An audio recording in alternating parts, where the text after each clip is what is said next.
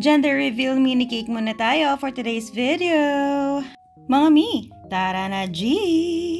Last month pa itong cake na ito pero ngayon lang natin ipopost dahil ngayon ko lang din siya nakita ulit sa gallery ko. Ay naku naman talaga, ipost na natin para ma-delete na natin at makapaglagay na tayo ng more spaces sa ating cellphone. Amazing! Kung nakita nyo kanina, nilalagyan natin ng ACC chocolate syrup ang bawat layer ng ating cake dahil pangdagdag din ito sa pagiging chocolate flavor ng ating cake and at the same time, pandagdag din ng moist. Naku, napakasarap nito mga mi. At ayan na nga, since nakikita ninyo, color pink ang icing and filling na nilalagay natin sa cake natin, syempre, baby girl ang baby ng ating customer. Amazing! 5x4 ang size nitong cake na ito, tapos sinake lang natin siya na heart. Ang ginagamit nating pan dito is circle pa rin, round pa rin, dahil ayoko na rin naman na bumili ng mga heart shape na yan. At ginagawa na lang natin ang paraan para i-shape siya. At isa ito sa paraan natin.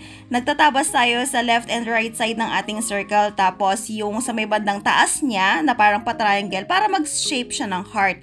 Or yung pa-side lang, sa left and right lang, tapos yung mga pinagtabasan, ipapatong siya doon sa top para maging heart shape siya. Meron akong separate video kung paano ko gawin yung isa pang technique. Naku, titingnan ninyo, maganda rin yun kasi wala talagang tapon. Color white lang ang pinaka-color ng cake na ito, tapos nilagyan lang natin siya ng white pearl luster dust, in-sprayan natin para may konting kinang siya dahil napaka-simple lang talaga ng cake na ito. Bali, ang purpose lang talaga is para makita ang reveal or gender ng baby mismo. Ayan. At actually, baby sukin na natin ang baby ni customer. Ang dedication na nakalagay dito sa cake na to is coming April 2024. Pero si baby, maaga siya. March pa lang, lumabas na siya. Kaya March pa lang din, ngayong taon na to, umorder si customer ng monthly milestone cake ni baby. O diba, bunggahan? Hindi siya excited lumabas mga mi. Vintage style din pala ang design ng cake na ito.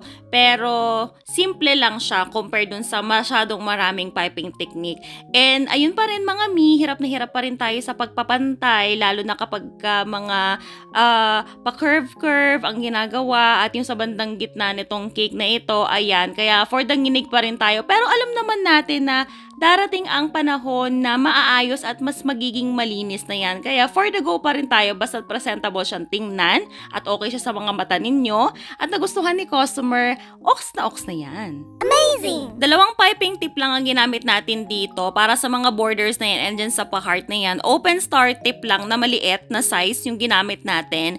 And then dun sa mga sumunod na piping natin, yung mas maliit na version, is parang yung paroset, parang 1M, yung 1M na small version. Meron kasing ganun. Hindi ko lang kasi remember yung mga numbers nila and yung mga names nila kasi nga by set ako bumibili at hindi naman din ako matandain sa mga ganyan. Ayan, eto, maliit na 1M piping tip yung ginagamit ko para dyan. Ayan, bahala na kayo, alam nyo na yan mga mi. At ayun na nga, nakikita ko na masyado na rin madaming nagpo-post na mga bakers about dun sa price increase ng cocoa powder na na-post na rin natin ito before. Kung naalala ninyo na pinost natin yung Bensdorp na cocoa powder na naging 590 yata as far as I can remember.